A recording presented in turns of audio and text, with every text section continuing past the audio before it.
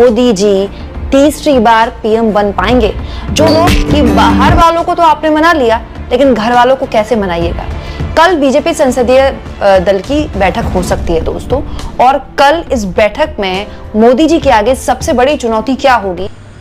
বন্ধুগণ, আপনারা ভিডিওর ক্লিপ দেখেই বুঝে নিয়েছেন আমি কোন বিষয়টা আজকে আপনাদের সম্মুখে উপস্থাপন করতে যাইতেছি। ইতিমধ্যে আমাদের ভারতবর্ষ লোকসভা নির্বাচন শেষ হয়েছে এবং লোকসভা নির্বাচন শেষ হওয়ার পর আমরা দেখতে পেয়েছি যে বিজেপি অন্য 2014 এবং 19-এর মতো এই বছর কিন্তু বিজেপি একক সংখ্যাগরিষ্ঠতা অর্জন করতে পারে নাই, যার জন্য ওনার শরিক দলের উপর বেশিরভাগ নির্ভরশীল হতে হইতেছে। তার থেকে সবথেকে বেশি নির্ভরশীল হতে হইতেছে জেডিইউ এবং টিডিপি নীতিশ কুমারের উপরে। বন্ধুগণ, নীতিশ কুমার কখন কি যে করবে তা বোঝার কোনো সাধ্য নাই।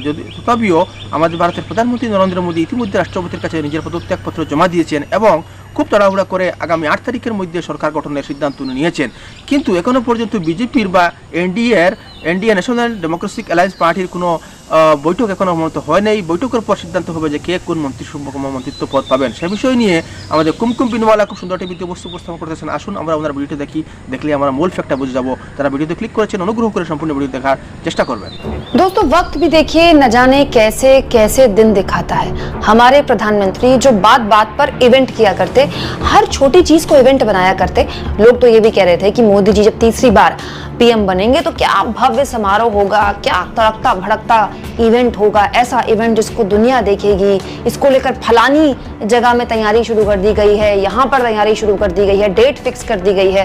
लेकिन अब देखिए 8 तारीख को ऐसे जल्दीबाजी में सब कुछ हो रहा है जैसे मोदी जी इवेंट को भूल ही गए हैं। क्योंकि इस समय सबसे बड़ा इवेंट यही है दोस्तों कि क्या मोदी जी तीसरी बार पीएम बन पाएंगे।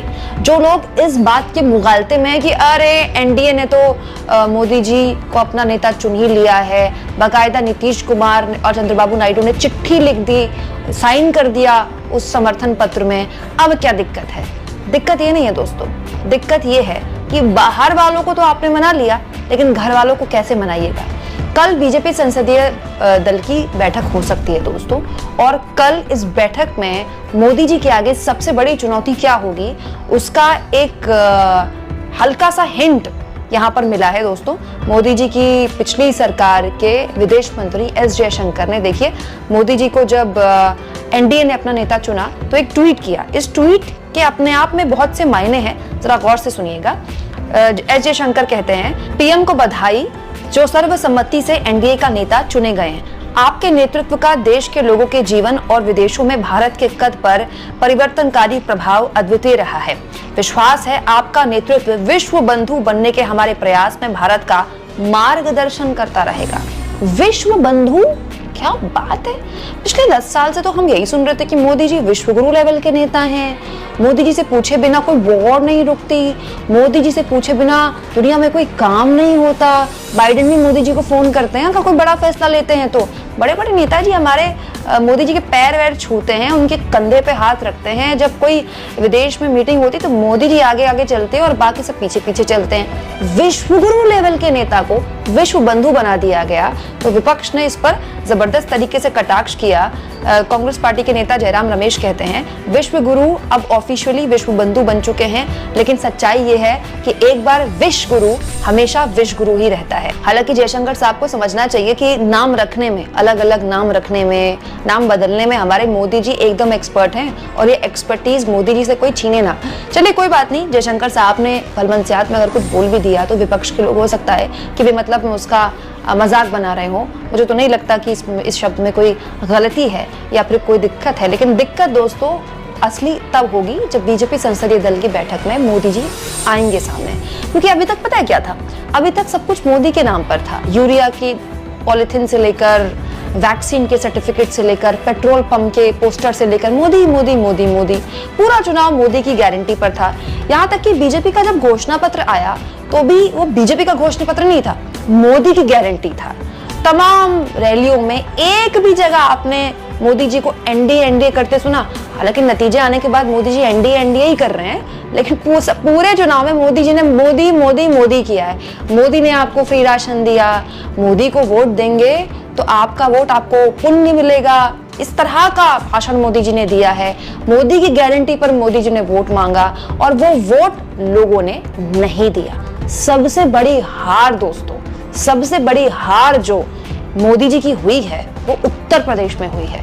उत्तर प्रदेश जिसके लिए जहां राम मंदिर बना, जहां अयोध्या, काशी, मथुरा तमाम तरह की बातें की गई, मंदिर पर बुलडोजर चला देंगे, बाबरी ताला लगा देंगे से लेकर भैंस ले जाएंगे से लेकर मंगलसूत्र ले जाएंगे से लेकर 4 कमरों से लेकर 2 कमरे ले जाएंगे से लेकर मोदी जी ने क्या कुछ नहीं किया।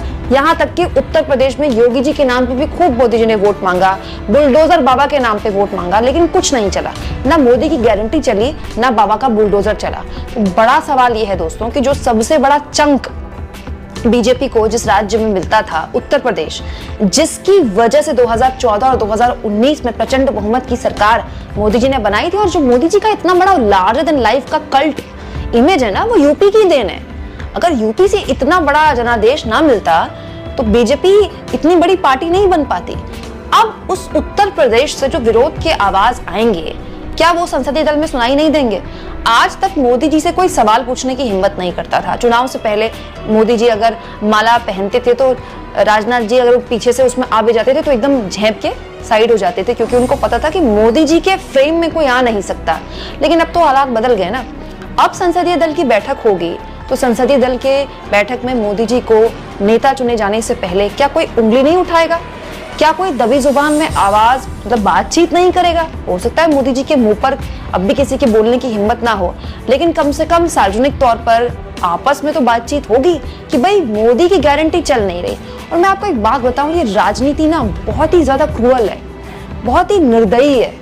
अपनी पार्टी के नेता भी जब तक ये जानते हैं कि फलाने नेता के नाम पे वोट मिल रहा है, मोदी के नाम पे वोट मिल रहा है, तो भर भर कर मोदी के नाम पे वोट लिया जाता है। लेकिन खुद उसी पार्टी के नेता, जब बीजेपी के नेता ये जान जाएंगे ना कि मोदी के नाम पर वोट नहीं मिल रहा है, मोदी की गारंटी पक्की नहीं है कि मोदी की गारंटी पर वोट मिल जाए, तो यही नेता, यही बीजेपी के लोग मोदी जी से भी सवाल पूछेंगे कि आपने कहा था आपकी गारंटी तो चली नहीं। वो तमाम बीजेपी के बड़े नेता जिनको साइडलाइन किया गया या फिर जिनकी एडवाइस को नहीं माना गया और मनमानी तरीके से खास तौर पर उत्तर प्रदेश में टिकट बांटे गए, अब वो सब सवाल पूछेंगे। हो सकता है संसदीय दल की बैठक में वो खुद ना हो, लेकिन उनकी नुमाइंदगी करने वाले बहुत से लोग होंगे जो बताएंगे कि मोदी जी अगर हम जीते भी हैं तो बड़ी मुश्किल से जीते हैं। दोस्तों, उत्तर प्रदेश को लेकर एक बड़ा दिलचस्प आंकड़ा है, मैं चाहती हूँ कि आप इसको देखें। 16 सीटों में बीएसपी ने, जो बीजेपी की जीत का मार्जिन है ना, 16 सीटों में यूपी में जहां बीजेपी जीती है, उस जीत के मार्जिन से ज्यादा वोट मिले बीएसपी को। मतलब ये समझिए कि अगर बीएसपी बीजेपी की मदद के लिए, गुप्त मदद के लिए इस तरह से ना उतरती तो 16 से 18 सीटें बीजेपी की और कम होती। मतलब आप सोचिए कि उत्तर प्रदेश में अगर टेक्निकली देखें तो बीजेपी को जितनी सीटें आई हैं, 16-17 सीटें और कम होती तो सूपड़ा साफ हो गया होता उत्तर प्रदेश में मोदी जी का। और टेक्निकली फिर तो किसी भी हाल में बीजेपी की सरकार नहीं बनती, क्योंकि ये 16 सीटें अगर बीएसपी यहाँ नहीं लड़ रही होती या फिर बीएसपी इंडिया गठबंधन का हिस्सा होती तो ये 16 सीटें कहाँ जाती? गठबंधन में जाती। फिर सरकार किसकी बनती? गठबंधन की बनती। तो ये तो बीएसपी की देन है कि बीजेपी को थोड़ा बहुत जो सीटें मिली हैं उत्तर प्रदेश में वो 16-17 सीटें बीएसपी की वजह से मिली हैं। तो ये जो जितने भी सवाल हैं, ये सवाल क्या पूछे नहीं जाएंगे कि ग्रामीण भारत में भारी नाराजगी आपको लेकर क्यों हुई? आपने कहा था मोदी फ्री राशन देता है, आपने कहा था मोदी आपका इलाज करवाएगा, आपने कहा था मंदिर के नाम पे वोट मिलेगा, आपने कहा था मोदी की गारंटी के नाम पे वोट मिलेगा, लेकिन नहीं मिला। तो बीजेपी संसदीय दल की बैठक में कल क्या होगा, इस पर आप नजर बनाए रखिए। क्यों? क्योंकि एनडीए ने अब तक मोदी जी को अपना नेता चुना है, अब तक आरएसएस की तरफ से कुछ नहीं कहा गया है, अब तक गडकरी को लेकर या शिवराज सिंह चौहान को लेकर तमाम तरह की अटकलें हैं। दिलचस्प ये भी है दोस्तों कि जिस दिन मोदी जी जीत का जश्न दिल्ली में मना रहे थे, हालांकि उनका चेहरा काफी बुझा हुआ था, जिस दिन नतीजे आए थे पार्टी दफ्तर में वो गए थे, उन पर फूल बरसाए जा रहे थे। मुझे लगता है जब फूल उन पर बरसाए जा रहे होंगे तो उनको फूल वाला एहसास नहीं हो रहा होगा, वो फूल उनको चुभ रहे होंगे। लेकिन अब फूल मंगवा लिए गए थे तो वेस्ट थोड़ी होते, तो फूल बरसा दिए कार्यकर्ताओं ने उन पर। उस वक्त राजनाथ सिंह वहां पर थे, अमित शाह वहां पर थे, नितिन गडकरी वहां पर नहीं थे। नितिन गडकरी अपने परिवार के साथ थे। तो वो नितिन गडकरी जिनको साइडलाइन करने के लिए क्या कुछ नहीं किया गया, क्या बीजेपी के अंदर अब एक नए पावर सेंटर की तरह नहीं उभर सकते? कौन रोक सकता है उनको? कौन रोक सकता है उनको? अब बीजेपी के अंदर की जो पॉलिटिक्स होने वाली है ना दोस्तों, वो इतनी दिलचस्प होने वाली है कि अब मोदी जी को वो लोग आंख दिखाएंगे जिनको अब तक मोदी की गारंटी के नाम पर चुप कराया गया। देखते जाइए, आने वाले वक्त बहुत दिलचस्प होने वाले हैं। यकीन मानिए, सरकार के शपथ ग्रहण के बाद ही असली खेल शुरू होने वाला है। आपको क्या लगता है दोस्तों? कमेंट बॉक्स में जरूर लिखें और जितना हो सके चैनल को शेयर करें, सब्सक्राइब करें। আপনারা ধৈর্য সহকারে ভিডিওটি দেখার জন্য আপনাদেরকে অসংখ্য ধন্যবাদ বন্ধুগণ। আগামী যে খুব তাড়াহুড়া করে যে আগামী 8 তারিখ বা 9 তারিখ মোদিজি শপথ নিতে চলেছেন, কিন্তু ওখানে কে শপথ নেবেন এবং এনডিএর যে গভর্নিং বডি মিটিং হবে, এই মিটিং কি ফয়সলা হয়ে যাবে যে কাকে কোন মন্ত্রিসভার পদ দেওয়া হবে। আমরা এখানে দেখেছি টিডিপি নেতা চন্দ্রবাবু নাইডু এবং জেডিইউ নেতা নীতিশ কুমার, ওরা কি করবে, ওরা কোন সিদ্ধান্ত নিবে তা এখনো পর্যন্ত কোনো স্পষ্ট নয়। এবং জেডিইউ এবং টিডিপিকে যদি সন্তুষ্টমূলক পদ না দেওয়া হয়, তারা অবশ্যই, আমি মনে করি জেডিইউ নেতা কোন সময় যে পাল্টি মারবেন তার কোনো গ্যারান্টি নেই। বন্ধুগণ, আসুন আমরা দেখার আগামী 8 তারিখ বা 9 তারিখে আমরা দেখবো ভারতের প্রধানমন্ত্রী নরেন্দ্র মোদী কীরকম শপথ নেয় এবং কতটুকু জাঁকজমকপূর্ণ শপথ অনুষ্ঠান অন্যান্য বছরের ন্যায় এবছর করেন কিনা। যারা ভিডিওতে নতুন এসেছেন, অনুগ্রহ করে চ্যানেলটাকে সাবস্ক্রাইব করবেন এবং আমাদের বন্ধু বান্ধবকে এই বিষয়টা দেখার সুযোগ করে দিবেন। ধন্যবাদ। জয় হিন্দ।